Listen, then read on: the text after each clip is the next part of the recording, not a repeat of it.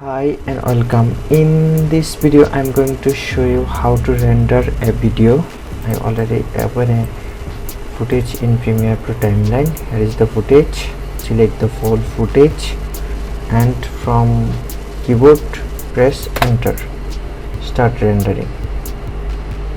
Hope it will take few times. It depends on how long your footage. Okay, see, video plays smoothly.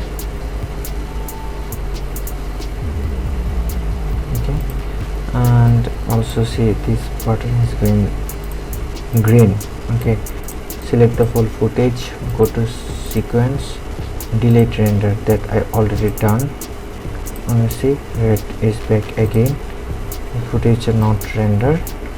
Select the full footage again, go to sequence, render, selection, start rendering again.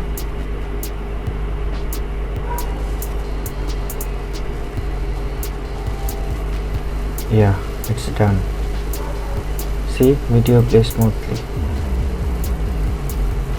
Okay, hope this helpful. Thank you for watching. See you in the next tutorial.